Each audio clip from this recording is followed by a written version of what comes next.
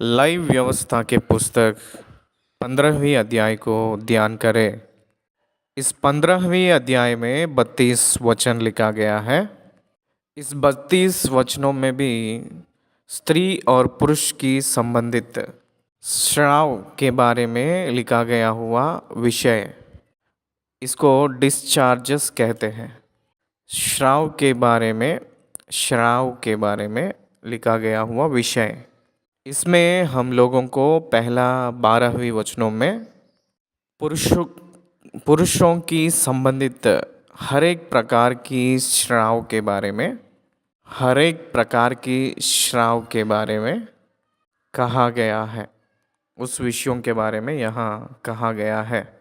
उसके बाद 13वीं वचन से लेकर 15वीं वचन तक पुरुष अपने श्राव की स्थिति में से पवित्र बनने के लिए, ठीक हुए के बाद पवित्र बनने के लिए सेरेमोनियल लॉस, किस रीति की पवित्र बनना है उसके बारे में बताया गया है।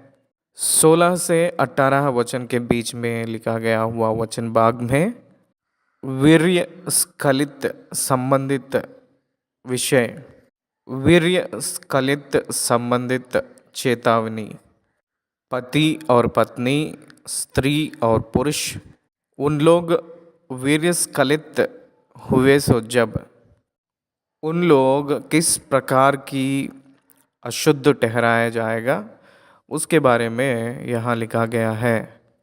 और शुद्ध होने के लिए क्या करना है उसके बारे में भी कहा गया है।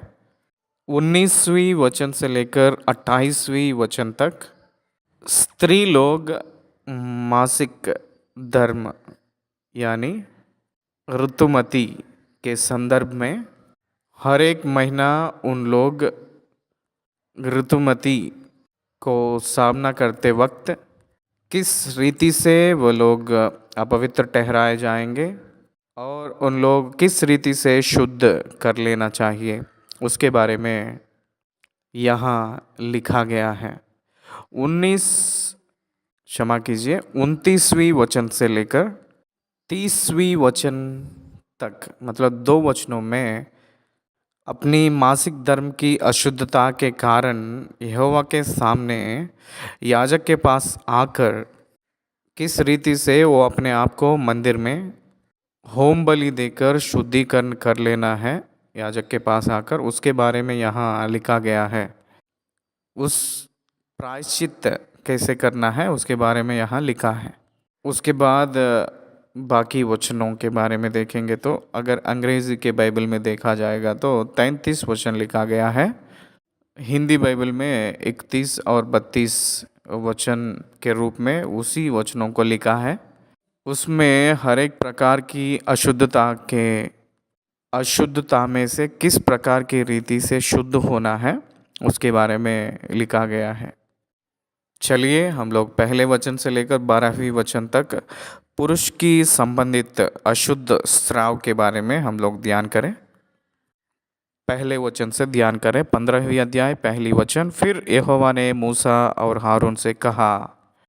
किस विषय के बारे में यहाँ परमेश्वर ने कह रहे हैं देखें। दूसरी वचन, इस्राएलियों से कहो कि जिस जिस पुरुष के प्रमेह हो तो वह प्रमेह के कारण अशुद्ध ठहरे।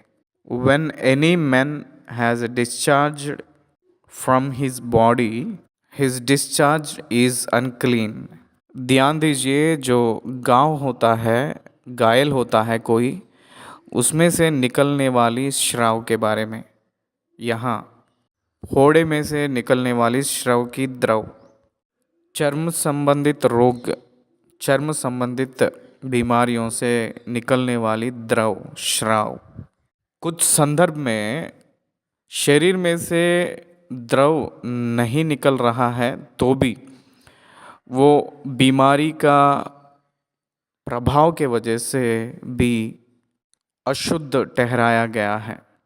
तीसरी वचन में वही कह रहे हैं, वह चाहे बहता रहे चाहे बहना बंद भी हो तो भी उसकी अशुद्धता बनी रहेगी कहकर कहा गया है। और चौथी वचन में लिखा है, उस व्यक्ति जिसके प्रमेह हो वह जिस जिस बिछौने पर लेटे वह अशुद्ध ठहरे, और जिस जिस वस्तु पर वह बैठे वह भी अशुद्ध ठहरे, और जो कोई उसके बिछौने को छुए वह अपने वस्त्रों को धोकर जल से स्नान करे और सांझ तक अशुद्ध ठहरा रहे। ध्यान दीजिए, छूने से फैलने वाली बीमारियों से दूर रहने के लिए स्नान करना है। छूने से फैलने वाली बीमारियों से बचने के लिए स्नान करना है। स्नान, जल से स्नान करना है। कोरोना के समय हम सब लोग हैंड्स वॉश विथ डिटर्जेंट, साबुन से फ्रीक्वेंटली हम लोग हाथ धोने के कार्यक्रम, और वैसे ही बाहर जाकर घर वापस आए के बाद अपने वस्त्रों को बाहर ही निकाल कर सर से नहाकर वस्त्रों को वहीं छोड़कर सर से नहाकर उस वस्त्रों को भी 24 घंटे तक कोई भी उसको ना छूकर, इस प्रकार की सारी कार्यक्रम को कोरोना पैंडमिक टाइम में बहुत गंभीर रूप में और अच्छा से हम लोग पालन किए थे। क्यों पालन किए थे? उस इन्फेक्शन दूसरों को ना फैलने के लिए, दूसरी जगह वो स्प्रेड ना होने के लिए बहुत सावधानी से हम लोग पालन किए थे। इसी रीति से उस ज़माने में श्राव बाहर फैलते समय कोई भी पुरुष के शरीर में से जब श्राव निकलती है, any kind of discharge from the mails body, पुरुष की शरीर में से निकल रही है, जो निकलती है उस श्राव से, कोई भी श्राव से उस व्यक्ति अशुद्ध ठहरना ही नहीं, केवल वो जो बैठा है उस कुर्सी भी हो, वो जो लेटे हुए बिछौनी भी हो, खाट भी हो, उसको छुआ हुआ व्यक्ति भी वो स्नान करना है और शाम तक अशुद्ध के रूप में ही रहेगा। और भी हम देखा जाएगा तो जो मरा हुआ व्यक्ति को छू लेता है, मरा हुआ कोई भी कीड़ा को भी छू लेता है तो वो अशुद्ध ठहराया जाएगा, कहकर बाइबल कह रही है पुराना नियम में। क्योंकि मरा हुआ बॉडी डिकम्पोज होती है, उसमें से श्रव बहुत तेजी से निकलती है, इसलिए उसको कोई भी छू लेता है तो अशुद्ध ठहराया जाता है। क्योंकि बीमार फैलने का और बैक्टीरिया फैलने की मौका रहती है, इसलिए ये सब कार्यक्रम को परमेश्वर ने नियुक्त किया था उस ज़माने में। और जिस जिस वस्तु पर वह बैठे वह भी अशुद्ध ठहरे, और जो कोई उसके बिछौने को छुए वह अपने वस्त्रों को धोकर जल से स्नान करे और सांझ तक अशुद्ध ठहरा रहे। और जिसके प्रमेह हो उससे जो कोई छू जाए वह अपने वस्त्रों को धोकर जल से स्नान करे और सांझ तक अशुद्ध रहे। वो ही अपने वस्त्रों को धोकर स्नान करे और सांझ तक अशुद्ध रहे। वो भी अपने वस्त्रों को धो लेना चाहिए, दूसरे लोग नहीं। और 8वें वचन में लिखा है, और जिसके प्रमेह हो यदि वह किसी शुद्ध मनुष्य पर थूके तो वह अपने वस्त्रों को धोकर जल से स्नान करे और सांझ तक अशुद्ध रहे। अगर किसी को श्राव निकल रही हैं, द्रव निकल रहा है अपने शरीर में से, वो किसी और व्यक्ति के ऊपर थूके, जो थूक किसके ऊपर गिरा है वो भी अशुद्ध ठहराया जाएगा, सांझ तक वो भी अशुद्ध ठहराया जाएगा। वो भी नहाना चाहिए, वो भी अपने वस्त्र को धो लेना चाहिए। और जिसके प्रमेह हो वह सवारी की जिस वस्तु पर बैठे वह अशुद्ध ठहरे, और जो कोई किसी वस्तु को जो उसके नीचे रही हो छुए वह सांझ तक अशुद्ध रहे, और जो कोई ऐसी किसी वस्तु को उठाए वह अपने वस्त्रों को धोकर जल से स्नान करे और सांझ तक अशुद्ध रहे। और जिसके प्रमेह हो वह किसी को बिना हाथ धोए छुए वह अपने वस्त्रों को धोकर जल से स्नान करे और सांझ तक अशुद्ध रहे। ध्यान दीजिए, हाथों को हमेशा धो लेना चाहिए, नहीं तो किसी को शेक हैंड देंगे तो वो भी अशुद्ध ठहराया जाएगा। इसलिए हमेशा हाथों को भी साफ सुथरा धो लेना चाहिए। इसलिए 12वें वचन में लिखा है कि और जिसके प्रमेह हो वह मिट्टी के जिस किसी पात्र को छुए वह तोड़ डाला जाए और काट के सब प्रकार का पात्र जल से धोए जाए। ये श्राव से वो छुटकारा पाए के बाद वो पवित्रताई के लिए, शुद्धता के लिए वो किस रीति को पालन करना है, 13वें वचन से लेकर 15वें वचन तक लिखा है। 13वें वचन पढ़ रहा हूँ। फिर जिसके प्रमेह हो वह जब अपने रोग से चंगा हो जाए तब से शुद्ध ठहरने के 7 दिन गिन ले और उनके बीतने पर अपने वस्त्र को धोकर बहते हुए जल से स्नान करे, तब वह शुद्ध ठहरेगा। स्टैग्नेटेड वाटर से नहीं होगा, क्योंकि और कोई भी उसमें स्नान करेगा तो ये जो बीमार उसको फैलेगी, उसको होगा। इसलिए वो बहते हुए जल के जगह होना चाहिए कहकर कहा गया है। वहाँ स्नान करना है बहते हुए जल के पास, क्योंकि जल नीचे जाते ही रहेगा, इसलिए वो दूसरों को फैलने की खतरा नहीं रहती है, इसलिए कहा गया है। वस्त्र को धोना चाहिए और स्नान करना चाहिए। 8वें दिन 14वें वचन पढ़ रहा हूँ। और 8वें दिन वह 2 पंडुक या कबूतरी को 2 बच्चे लेकर मिलाप वाले तंबू के द्वार पर यहोवा के सम्मुख जाकर उन्हें याजक को दे। यहोवा के सम्मुख में याजक रहता है, उसको 2 पंडुकों को या कबूतरियों को 2 बच्चे को लेकर देना है। तब याजक 15वें वचन, तब याजक उनमें से एक को पाप बलि और दूसरे को होम बलि के लिए भेंट चढ़ाए और याजक उसके लिए उसके प्रमेह के कारण यहोवा के सामने प्रायश्चित करे। ये कबूतरी पाप के लिए लहू बहाए हैं और दूसरी कबूतरी आराधना के लिए अर्पण दिया जा रहा है। पाप की क्षमा और आराधना ये दोनों बहुत प्रामुख्य की चीज़ है। एक मनुष्य के जीवन में आराधना और पाप की क्षमा बहुत खास होती है। हम लोग जब पाप की क्षमा हम लोग पाते हैं, उसके तुरंत हम लोग धन्यवाद के रूप में हम लोग परमेश्वर की महिमा करना चाहिए। इसलिए हर एक व्यक्ति जो अशुद्ध व्यक्ति है वो पवित्र हुए के बाद में, शुद्ध हुए के बाद पाप के निमित्त प्रायश्चित और आराधना के निमित्त चढ़ाने वाली बलि, ये दोनों लेकर आता था। ये यहाँ कहा जा रहा है प्रायश्चित के जरिया ही, प्रायश्चित के लहू से ही संभव होती है। प्रायश्चित लहू के द्वारा ही संभव होगा। वो लहू किसी जानवर का या पक्षी का, निर्दोष वाली जानवर निर्दोष वाली पक्षी का ही होना चाहिए लहू कहकर हम लोग यहाँ देख रहे हैं। उसके बाद 16वें वचन से लेकर 18वें वचन तक जो लिखा हुआ वचन की भाग में वीर्यस्खलित संबंधित विषय के बारे में यहाँ लिखा है। पति और पत्नी प्रसंग किए सो जब वीर्यस्खल हुए, तो वीर्यस्खल होते हुए मान लीजिए वो लोग प्रसंग करे हैं तो उन दोनों अपवित्र ठहराया जाएगा। स्नान किए के बाद में ही वो लोग पवित्र ठहराए जाएंगे। 16वें वचन, फिर यदि किसी पुरुष का वीर्य स्खलित हो जाए तो वह अपने सारे शरीर को जल से धोए और सांझ तक अशुद्ध रहे। और जिस किसी वस्त्र या चमड़े पर वह वीर्य पड़े वह जल से धोया जाए और सांझ तक अशुद्ध रहे। 18वें वचन, जब कोई पुरुष स्त्री से प्रसंग करे तो वे दोनों जल से स्नान करें और सांझ तक अशुद्ध रहे।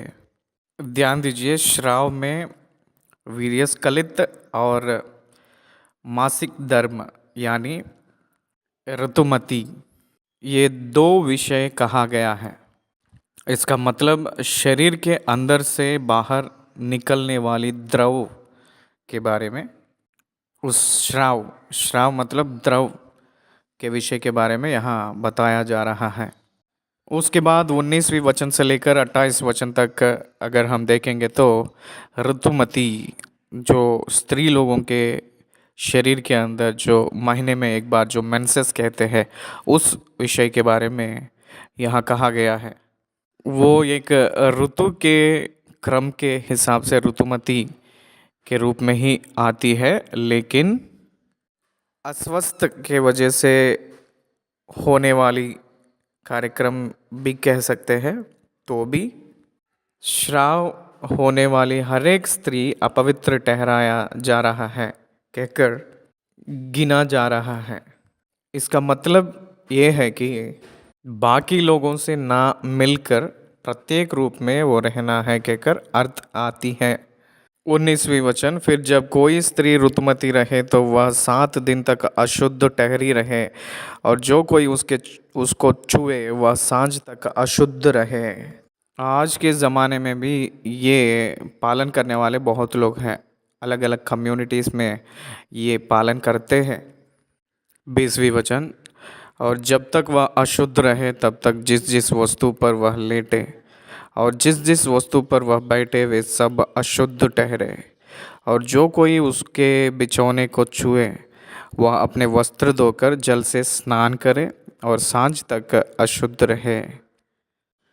और जो कोई किसी वस्तु को छुए जिस पर वह बैठी हो वह अपने वस्त्र धोकर जल से स्नान करे और सांझ तक अशुद्ध रहे। और यदि बिछौनी या अन्य किसी वस्तु पर जिस पर वह बैठी हो छूने के समय उसको रुधिर लगा हो तो छूने हारा सांझ तक अशुद्ध रहे। शारीरिक संबंध यानी कोई भी स्त्री पुरुष पति पत्नी उन दोनों का जीवन में प्रसंग करते समय, उन दोनों मिलते समय अगर ऋतुमती शुरू हुई है यानी मासिक धर्म शुरू हुई है, वो पुरुष को लगा, पुरुष को छू लिया है मान लीजिए, तो वो अशुद्ध ठहराया जाएगा। इसका मतलब कोई भी रक्त स्राव की स्त्री को कोई भी पुरुष छू लेगा या कोई भी पुरुष को वो लगेगा तो 7 दिन तक वो अशुद्ध ठहराया जाएगा कहकर कहा है। ध्यान दीजिए, हर एक प्रकार की श्राव के बारे में कितनी सावधानी पूर्वक रहने के लिए परमेश्वर ने बता रहा है। कितने सीरियसली इस श्राव के संबंधित विषयों को हम लोग लेना है उसके बारे में यहाँ कह रहे हैं। और यदि कोई पुरुष उससे प्रसंग करे और उसका रुधिर उसके लग जाए तो वह पुरुष 7 दिन तक अशुद्ध रहे, और जिस जिस बिछौने पर वह लेटे वे सब अशुद्ध ठहरे। 25वें वचन से, फिर यदि किसी स्त्री के अपने मासिक धर्म के नियुक्त समय से अधिक दिन तक रुधिर बहता रहे या उस नियुक्त समय से अधिक समय तक ऋतुमती रहे, तो जब तक वह ऐसी दशा में रहे तब तक वह अशुद्ध ठहरी रहे। कुछ लोग 3 दिन रहते हैं, कुछ लोग 7 दिन रहते हैं। श्राव के वजह से हर एक महीना ऋतुमती की वजह से श्राव को सामना करना पड़ता है। कुछ प्रत्येक विषय में यूट्रस की प्रॉब्लम के वजह से, कुछ महिलाओं के शारीरिक संबंध के वजह से होने वाली ब्लीडिंग, उस विषय में कितनी दिन ब्लीडिंग होता है उतनी दिन तक वो अपवित्र ही ठहराया जाएगा। वो सारे श्राव दिन सब, और वो जो जहाँ सोते हैं लेटते हैं और जिस जिस वस्तु पर बैठे वे भी उसके ऋतुमती रहने के दिनों के समान अशुद्ध ठहरे, और जो कोई उन वस्तुओं को छुए वह अशुद्ध ठहरे। इसलिए वह अपने वस्त्रों को धोकर जल से स्नान करे और सांझ तक अशुद्ध रहे। पर वह जब वह स्त्री अपने ऋतुमती से शुद्ध हो जाए तब से वह 7 दिन गिन ले और उन दिनों के बीतने पर वह शुद्ध ठहरे। ठीक हुए के बाद में 7 दिन, श्राव खत्म हुए के बाद में 7 दिन। 29वें वचन से ये शुद्ध हुए के बाद में, वो मासिक धर्म खत्म हुए के बाद में क्या करना है शुद्ध होने के लिए, यहाँ लिखा गया है। फिर 8वें दिन वह 2 पंडूक या कबूतरी के 2 बच्चे लेकर मिलाप वाले तंबू के द्वार पर याजक के पास जाए। तब याजक एक को पाप बलि और दूसरे को होम बलि के लिए चढ़ाए, और याजक उसके लिए उसके मासिक धर्म की अशुद्धता के कारण यहोवा के सामने प्रायश्चित करे। प्रायश्चित के लिए एक पाप की प्रायश्चित की बलि और दूसरा होम बलि। इससे पहले हम लोग पुरुष में जैसे बलि देखे हैं वैसे ही स्त्री लोग में भी जो श्राव के बारे में, मासिक धर्म के बारे में हम लोग यहाँ देख सकते हैं। पाप की प्रायश्चित की बलि पाप की क्षमा के लिए और होम बलि आराधना के लिए।